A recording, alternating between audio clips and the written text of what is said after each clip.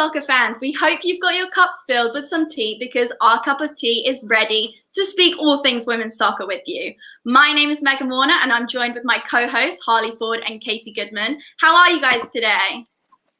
Good. How are you? Always happy to chat with you guys. Yeah. How are you doing today, Meg?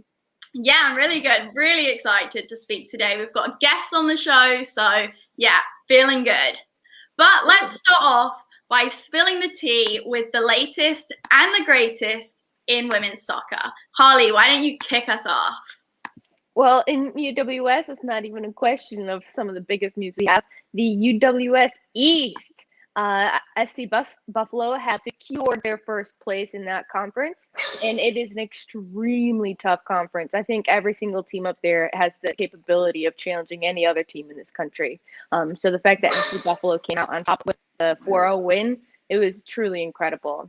It was tough for them to come back after that 1-0 loss they had against Rochester, but I think, Syracuse. But I think that win was something that they really needed. So as they approach the upcoming conference championships, they're going to be really, really strong and feeling good about their performance. And they are going to be hosting the regional playoffs on July 17th through the 18th, and they will play the number 4 seed Scorpions FC. Yeah, that's going to be interesting. Scorpions were the first team to hand Buffalo the defeat, where they lost 5-2. So I'm really excited, looking forward to that matchup. I think FC Buffalo have now, experienced 2 losses and they've bounced back from them. So I think they're going to be so ready for this one. Moving on over to the Southeast, we saw the conference championship being played between Pensacola FC and the Atlanta Panthers. And Pensacola were victorious 2-0. I think Pensacola have been a really strong team throughout their entire history. I don't think anybody doubted that they were going to win that match. The Atlanta Panthers definitely gave them a run for their money. I think they're a really solid team that are on the rise. It's their first year in the UWS. So I'm excited to see next year. There you go. I was going to say internet. Dang it. It froze, but good. Got that. Moving right on into Southwest, then, that's my conference as well with the Athenians, and LSR took number 1 this year, and then we came in at second. We got Side FC in third, and then Wilco also will be joining us in the playoffs. We are hoping for this weekend. There's been a little bit of miscommunication, so we're not totally sure exactly where we're even gonna play in the playoffs. Word on the street is Austin. Yeah, but it's a little bit up in the air. So we're just kind of waiting to see what the final decision is, to see who's going to be hosting the game, because LSR's in Dallas, Side FC's in Oklahoma, and those are two places that are really far from us and Wilco. So we're just trying to decide, where's the best spot to meet, right? So that's kind of where we're sitting in the Southwest at the moment.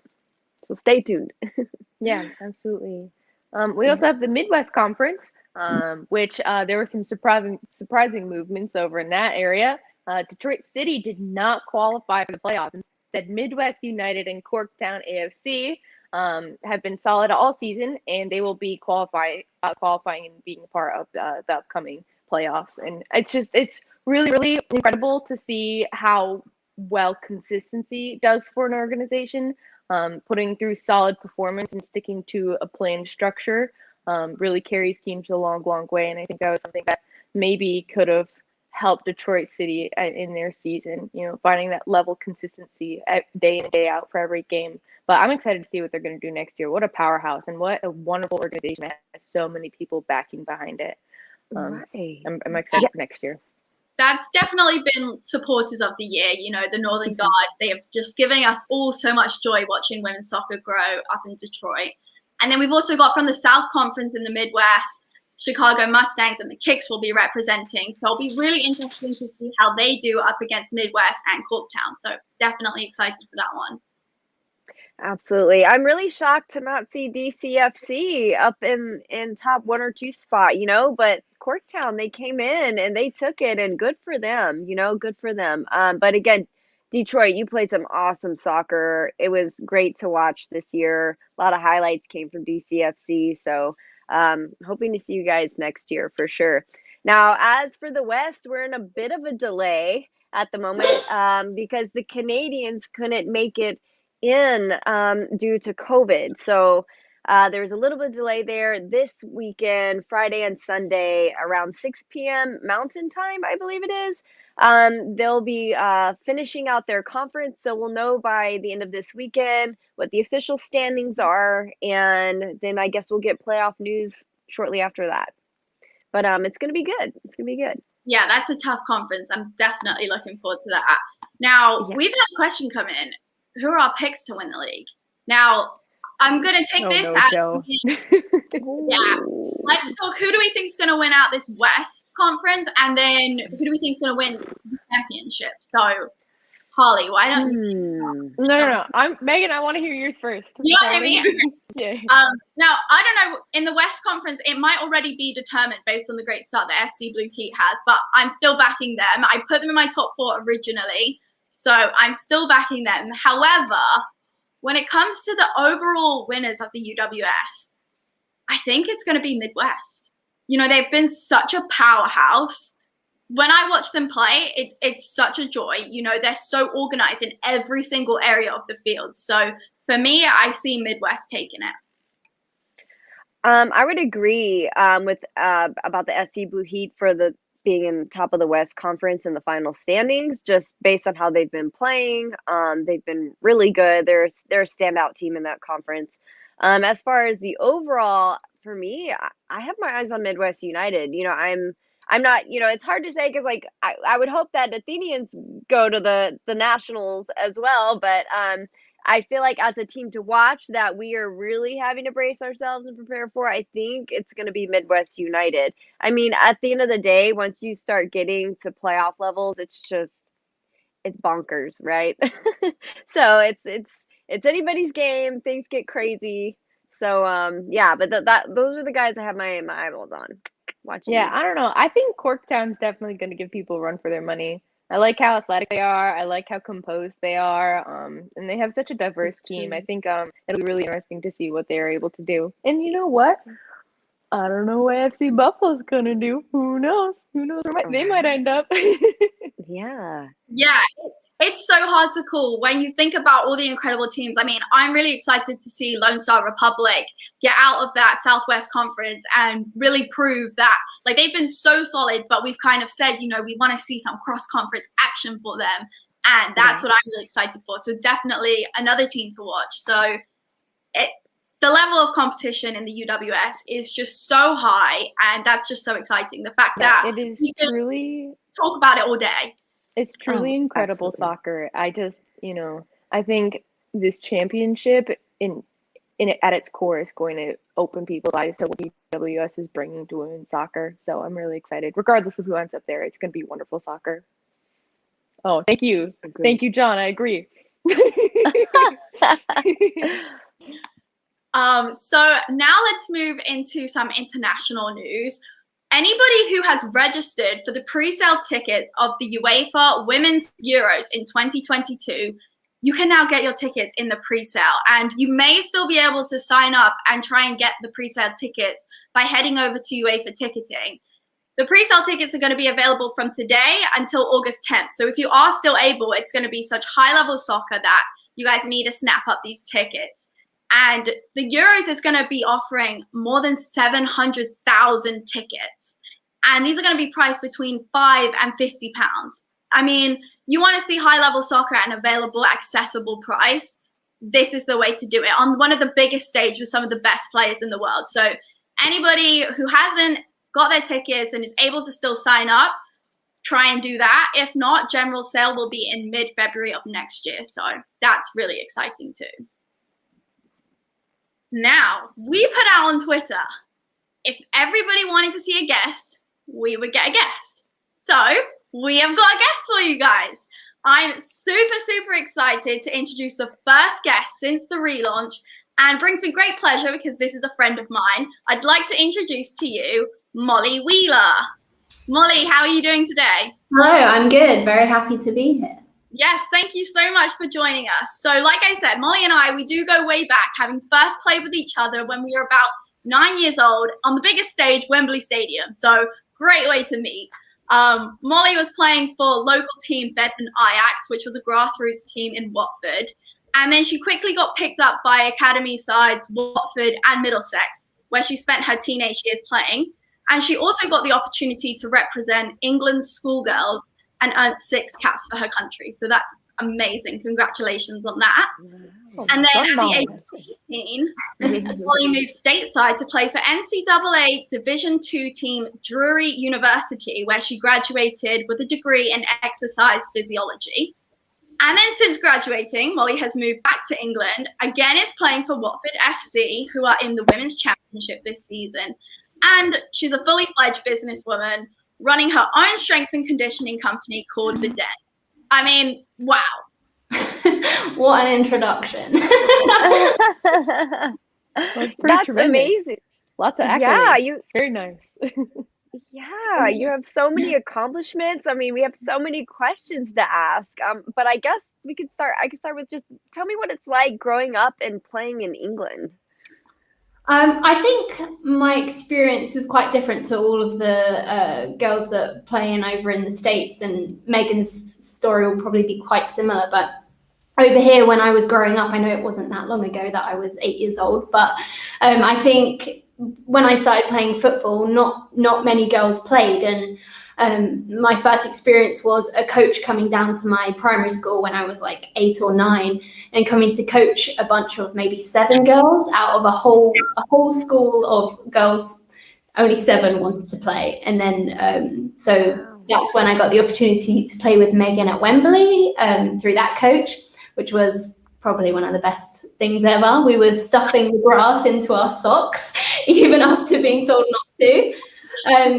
So yeah, and then when I first played for my first team, I wasn't very good. I don't really see what they saw in me to begin with, but all the girls that were in that first team, they had come from playing for boys' teams.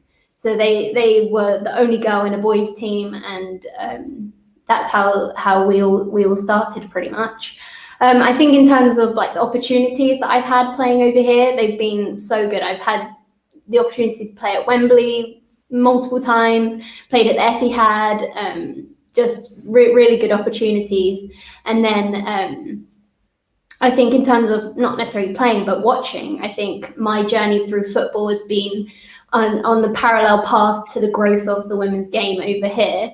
I remember going to watch the England women's national team with Megan when I was like 12 years old, and we'd go to some small stadium and watch Hope Powell lead the girls, whoever they were playing against. And then in 2019, being able to go to watch the Women's World Cup with Megan again, it just kind of like the nice parallel. As it grew, we were able to grow with it. So I think the experience playing over here is a really good one. That's incredible. Just the difference between here in the United States is totally different, because even, in the United States, we had a little bit more access to like women's soccer. It seems like we had more girls teams, but it sounds like you and Megan both had a similar story in that you both had to be on the boys team and things like that. So that was like a really quick trajectory then from going from that all the way to let's go watch the World Cup. That's incredible to have experienced all of that in such a short period of time.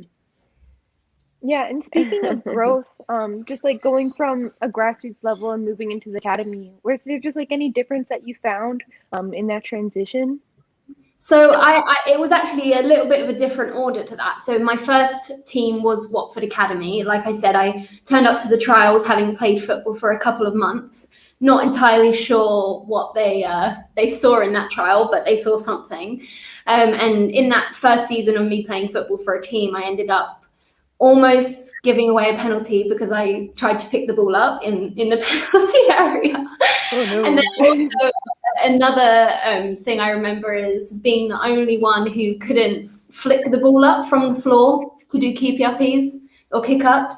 And so the coaches had to take me to the side and teach me how to do that, which was not great for the pride, but I was 10 years old, so I've definitely gotten over it, it sounds like. But yeah, so going straight into that environment was, because I was so young, I wasn't kind of fazed by it. But then obviously they saw the kind of liability that I was about to pick the ball up in the penalty area, and I didn't get in the next year. So that's when I started playing for Bedmond. And I think the biggest difference between playing at the academy level and the grassroots level was the standard of coaching. When I was at the academy at Watford, and then when I went to play later on at Middlesex, the standard of coaching was just immense. Like UEFA A license, which is the top of what you can have. I had coaches who are now coaching internationally, England teams. So that, and then when I was at Bedmond, my dad was coaching me for a little while. No offense, Dad, he was a good coach, but he's not quite UEFA A license standard. So yeah, I think the professionalism in the academy and centre of excellence setups was the biggest difference. Yeah, I totally agree with that, having had a similar experience. And then similarly to me, you made the move at 18 over to America. And what was it that kind of sparked your interest in doing that? Why did you want to make that move over to America? Well, I've always liked to do something a little bit different, and it's quite a cool thing to be able to say that you had the courage to up and move across the world. So yeah, that kind of drew me to it, and basically just the kind of standard and the opportunity to play football at such a high level, but also be able to complete my degree, which is ultimately what I want to do for the rest of my life. That's just an opportunity that you can't really pass up. And the commitment to do that was something that was quite a big step, but it was definitely worthwhile. The life experience I got, I think I was quite mature when I first went over there, but definitely matured a lot since then. Some of the things that you have to overcome, it might sound silly, but one time I was coming back for Christmas, and the Atlanta airport, the biggest airport in the US or something like that, it was shut down, and I had to find a way to get home. So yeah, I did some crazy things to get home that day, including crying my way to the front of a line. But it's just that kind of life experience is something that I don't know if I would have got if I stayed over here and kept playing. So yeah. Hey, when in doubt, turn on the waterworks. Am I right? Gotta do what you gotta do. No, I'm kidding. I can definitely relate. I can definitely relate to that, because I went to school in Mississippi, and I'm from Texas, so like just the whole back and forth. It's a 12-hour drive, just to put in perspective. So like there are definitely times where flights were delayed, and you're just like, there was one time I slept with my dog in a cot in the airport, believe it or not. Like, I have photos. I'll post a selfie later on Twitter, but it was like fun, but also not fun. Yes. So I get it. I totally get it. But just tell me a little bit about like the similarities and the differences between playing high level soccer in England and then here in America. What are some of like those things that you've noticed? I think the big one for me was the physicality of it was a lot different, and I'm sure Megan can attest to this. The girls over in the States are bigger, they're faster, they're more fit, and although that is the case, I think technically sometimes it was a little bit lacking. So they made up for the lack of technical ability with their physicality, which is something that you definitely have to get used to. First season coming in and doing those fitness tests that they put up there, I was like, oh, I don't know if I'm cut out for this in the summer. So yeah, humidity and all that was crazy. So physicality, and then in terms of the culture, I think over here we're very much led by the coach, and kind of the culture is the club or the team that you're playing for. But over there, or in my experience, the tone for the team was set by the senior players. So it wasn't so much the coach, it was how the seniors had done it for the past 3 or 4 years. That's how you were going to do it. And so I think that could sometimes cause a bit of tension, but it also unified the group when it needed to be. So yeah, that was quite a big difference that I've noticed. But at the end of the day, the game's the same. You're trying to get the ball in the back of the net. You have to adapt to different teams every week. You have to train hard. So in terms of similarities, it's the exact same game. 11 players on the pitch, or 22 players on the pitch. So, yeah. Yeah, absolutely. I totally get that, man. That's the thing. You never know what to expect when you go into a college team. The nice thing is that you're going to come back, hopefully the whole 4 years, so you can kind of grow slowly as a team. What we were talking about a while back is how difficult the UWS is because it's a summer league. You never know who's going to be on this summer or next summer. It's not really contractual, seriously. Mm-hmm. So, no, that's I love to see those parallels. It really opens up the mind and helps you to understand things a little better. Yeah, and it's funny. I've talked to Megan about this quite a lot, and it's the physicality is always something that comes up. Talking about the transition from overseas to America. It's just it's very interesting because I think maybe I could fare well over in England because I'm tiny. So. But talking about college and like your college experiences, Megan mentioned that you studied exercise physiology, which is really, really cool. Could you explain more about that degree? And did you know that you wanted to study that, or did it kind of come into your hands by accident? So when I was looking for a school to go to for college, the main criteria was that it had the degree that I wanted to do, because yes, I did know what I wanted to do going into that, some sort of exercise science or exercise physiology. So that was always the number one on the list of what I needed from a school. In terms of the studying, it was quite different to what I expected. In terms of the US college system. Over here, we do 3 years and it's really intense. You pretty much are primed to go into whatever industry you're going into. Whereas my experience in the States, it was very much you'll do your general education classes, you'll do maths, which was the worst thing ever. I was sat in they put me in pre-calc and I hadn't done I hadn't done maths. Who even likes pre-cal? No, I hadn't done maths for 4 years, and so I was sat in there, and they were talking about all these equations, and I just big gulp, and I left, and I went to my advisor. I said I can't do pre-calc, so it took me all the way back. So just doing that kind of stuff, it was something that I didn't quite comprehend before I went, having to do art classes and stuff. I enjoyed. My favorite class was graphic design, funny enough. But so that was quite a shock. But in terms of what I learned, when it got to the last 2 years of my degree, I started getting a little bit more specific to exercise physiology and stuff like that. In terms of when did I know I wanted to do that? I don't know if there was a time or a specific time where I was like, yes, I want to do exercise physiology. But I think it stems from when I was 14, I tore my ACL, which is the dreaded injury for women football players. So I did that nice and young, just playing recreational football with my dad's friends. My mum was not. Yeah, I know. But I was really lucky. I got surgery really quickly and my rehab started, and I basically fell in love with rehab, which sounds really, really odd. But just the fact that I totally get it. The fact I could be in the gym and kind of improve my performance off the pitch as well as the training I was doing on the pitch, and come back fitter than I was when I was injured. I just kind of fell in love with that and wanted to be able to do that for other people, which is where I'm at now. That's so wonderful.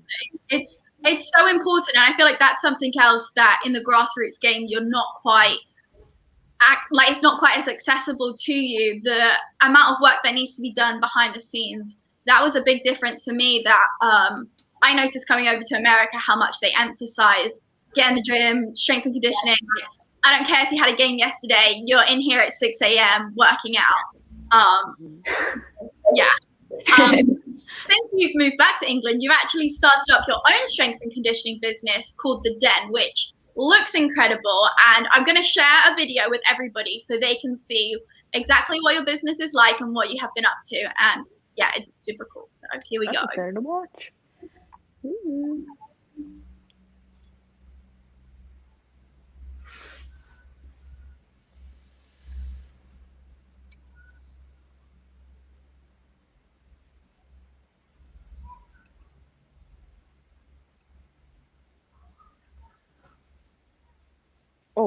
Some good lunges. Oh man. Ooh, those are nice fields. It's a nice facility. Those are nice fields. Yeah. It's like, I want to go work out there. I know, right? As soon as I'm back, Molly, I'm definitely. Of course, you're Yeah. always. I'm like currently trying to rehab, so I'm like, yeah, show me all the things. Mhm. Okay. It's a good drone shot. Oh, I love it. Yeah. Great editing too. Thank you. That's my graphic design class coming in handy. Hey, great. Molly. Killer. Wow. Love you. it. Very cool. So Yeah. we love it. That looks awesome. I mean, everybody needs to hit you up and come and train there because it's just so cool. But tell us a bit, like, what's the mission behind? Like, what are you trying to achieve with your new business, The Den? So you kind of alluded to it before, but like you said, we don't, well, growing up at grassroots, even in the academy or a centre of excellence, we didn't really have access to strength and conditioning. We weren't taught how to run properly. We weren't told that lifting weights can improve your performance and stuff like that. And from what I've seen and experienced, that kind of service is only reserved for the most elite sports people. And if they're benefiting from all of that, then I don't see why grassroots athletes shouldn't be able to either. But in terms of the barriers, money and accessibility, and the fact that most strength and conditioning coaches that come out of university don't want to work with amateur athletes, they want to work with the best of the best. And maybe that's where the money is, but and no one's told me. But I just want to be able to give that kind of knowledge and kind of education and training to grassroots people. It came from my internship whilst I was in the States, working at a company called Redline Athletics, who pretty much are doing that for kind of lower level athletes. They can come in, they'll work on their agility, speed, they'll work on some skill and technical aspects, and then they'll also be in the gym learning fundamental movements that everyone should know for injury prevention and for strength building and all that stuff. So that's what I'm trying to replicate that over here because I think it's really invaluable. But it's just trying to get the word out there that is something that athletes will benefit from to improve and to grow sport in this country. I think in the States, you guys are so competitive because you learn how to do that at such a young age. You're in the gym in high school. And so I think it's the way that we're going over here. Yeah, I definitely. We've spoken a lot as co-hosts about the difference between the level in different countries and how does it compare. And, you know, America's got this kind of advantage, but, you know, the game is growing overseas, and will we come up quick, and how will America deal with that? And I think a huge way to kind of even out that playing field, it really does come down to that strength and conditioning side and like the behind the scenes, you know, learning how to run. It sounds crazy, but I've been told, you know, Megan, you don't actually run using your hamstrings. And I'm like, what? And they're like, yeah, like you're going to have all these problems. Like, no wonder you're all misaligned. And I'm like, no, I had to learn how to run. What are you talking about? L shapes? What are those? Yeah. What do you mean I need to lift my chest? What does this mean? Yeah. No, Molly, yeah. Oh, sorry. No, go ahead. Yeah, I think it's incredible that, you know, the purpose of your organization is to make sure that strength and conditioning, you know, bettering yourself, bettering your body, is an accessible means of improving yourself. Like, my little sister, she tore her ACL a couple of years ago, and I don't know if she would have been able to be the athlete she is today if she didn't have access to the rehab that she did. And it was intense. It was grueling. It was an everyday process. She couldn't take a break from it.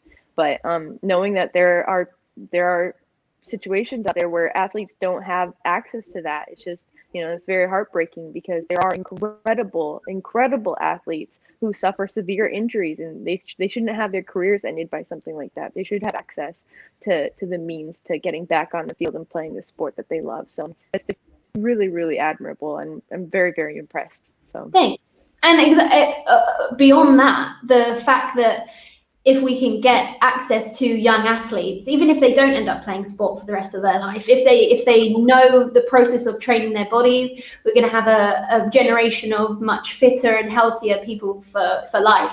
So even if it's not super sport specific, or someone isn't going to be an Olympic athlete, giving them the tools to be able to take throughout the rest of their life to be able to stay well and healthy and fit and avoid back injuries and all these crippling things that can really affect you in your life, that's good enough for me.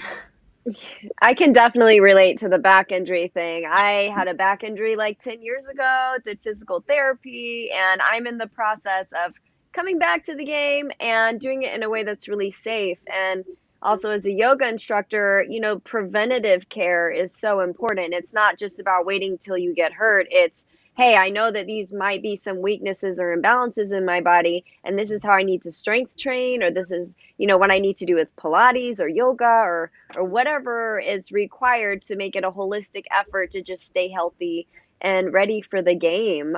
So again, I absolutely love your mission. I love that you're making it accessible to people, because that is a huge thing, I'm sure, across the globe, is just having access to these types of services, and knowing that you're a person that can partake in them. There are some people who think, oh, I'm not someone who does that.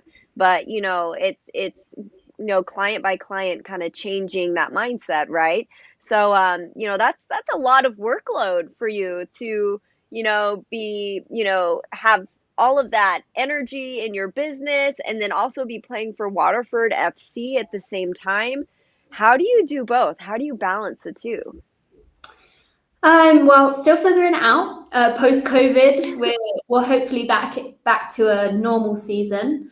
But I think it's just a habit of being able to balance it. You start in secondary school, you're playing football and all the other extracurricular activities that I did, all the sports, all of them.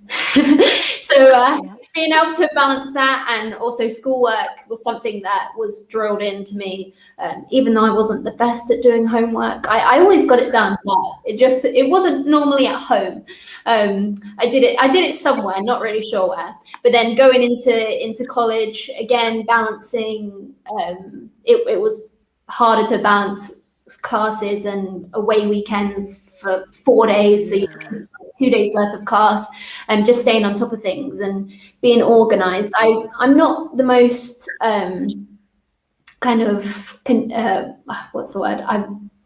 If you think of an organized person, I'm not that person, but I can keep on top of things that I do. Like, I'm not a big list writer or anything. I'm a bit of a blagger, so if I'm running late on something, I'll get it done somehow. But in terms of balancing it, I think with what I do, my profession, it kind of crosses over nicely with playing football, because I'm in the gym environment pretty much all day. I'm working out almost every day, and then going to training afterwards, it kind of just merges nicely. So it's not something that's been too difficult for me so far, but I'm sure as the workload increases post lockdown and COVID, might have to rethink my list taking skills. Or delegate, right? You could always delegate. Yes. Yes. Get an intern. Yeah. Yeah, I just got myself a planner, and because I'm running like a pet sitting business, and I have to like put all my clients down and make sure that I have all my days right and all my dogs in order. So I finally got a planner, and it's a miracle. I didn't know people did that. I was like, what? I can know my schedule? This is crazy. Honestly, Molly and I actually work together as well at a coaching business, and I'm the one who's like, oh my gosh, we're gonna be late, what do we do? I can't find the location. I'm like, please, it's fine. Sounds like the perfect pair. Sounds like you balance each other out. That's perfect. That's pretty good dynamic. I like it. Yeah. So just speaking about business in general, do you have any advice to anyone, especially women who are looking to start their own businesses and maybe are trying to juggle their work-life balance and being an athlete or just being a human being in general? Yeah, obviously I've not been in the game for too long, so I don't have wealths of knowledge. But from what I've experienced so far and what I've learned so far, I think being patient but also proactive, those two kind of seem counterintuitive, but being proactive in the sense that you take opportunities that could possibly better you, even if that is for free for a year or so, which I've done my fair share of interning for free, getting all the knowledge, but then also being patient and not getting frustrated with not having instant results. Because obviously in the movies we see someone, they have a $1 million idea, they have the idea, they maybe make a business plan, they pump loads of money into it, and then they have a successful business. And in reality, that's not how it works, especially in times like this. You have to put in the work, graft a little bit or a lot, and be patient and not frustrated when maybe things aren't going as fast as you want. So yeah, that's something that I've had to come to terms with. And I think knowing when and how to sell yourself and know when you're worth being paid, I guess. Like I said, I've spent a year doing multiple free internships, and I've had to kind of take a step back and say, you know what, I've put the work in, I've got my degree, I've done my coaching certificates, I'm worth being paid now. So maybe not accepting some opportunities and accepting those that will bring the money home as well as give me good opportunities. So that's another thing that I've had to work on, is really selling myself. And when I was out in the States, that is one thing that I do admire about you guys, is you're good at saying, hey, I'm good at this. I deserve to be here. You're good at selling yourselves, which is something I'm trying to work on right now. And then I think the biggest one for me is just having a network of people who want to help you. Obviously, you're going to come across people who maybe don't have your best intentions in mind, but there are really good people out there who want to see you succeed. And I'm not an expert in anything, obviously not. I'm 23. I don't know a lot about lots, but I know a lot of people who can help me wherever I'm stuck. So I have someone who can help me with my accounting, I have someone who can help me with my actual coaching and stuff like that. So really knowing who you can go to for different situations, and that helps so much. Amen, sister. Yeah. Sounds like you've set yourself up for success. That's amazing advice to anybody who is looking to open up a business or get experience and get involved in something that they're passionate about. You know, there's opportunities out there. Now, we did have a question come in, Molly, about when we were at Wembley. Do you still have the grass? Do I still have the grass? I think it went in the washing machine immediately. Don't have the grass, but definitely have the good memories. Yes, so true. The memories, they'll last a lifetime. Molly, it has been so great speaking with you today. Thank you so much for joining us, and we want to wish you all the best with your season at Watford this year, and also with your business, which I'm sure is just going to continue to grow and grow. How can people find you if they want to get in touch with you or want to follow your journey? Oh, thank you so much for having me, by the way. I've got my personal account, Molly Hannah XO, on Instagram, and I believe it's the same for Twitter. And then my business account, The Den S&C, I think it's on the screen. So yeah, I like to post some things that I'm doing, maybe some helpful tips on, I don't know, how to get your first pull-up and stuff like that. So yeah, get in touch, interact. We have the potential to offer international programs, coaching. So if you're ever in need of a strength conditioning coach, just give me a follow. Yeah, definitely. Thank you so much, Molly. It's been awesome speaking to you. Thank you for having me. You're an inspiration. You're wonderful. Thanks, Molly. I'll be sure to follow. Thanks, Molly. Bye. Bye. That was fun. Oh my goodness, Megan, That was great. She's a joy. She's a joy of a person. Thank you for bringing her on. Yes, loved it. Great stuff all the way around. She is an inspiration, really and truly. You know. Yeah, I mean, I'm 23, and I mean, I'm doing pet sitting, and I coach U10s. You know, I have worth, but that's That's amazing what she's doing. You got to start somewhere, you know? Like you have that's your true. whole life ahead of you. Like if you told me I'm 23 and I only have a pet sitting business and a big girlfriend, don't Yeah. even talk to me about starting your life over because that's what I'm doing. Okay, but like, nah, you guys are good to go. Start now. If you want it, start now. You know? Yeah, definitely. So all those details on the screen. If you want to follow Molly, get in touch with her.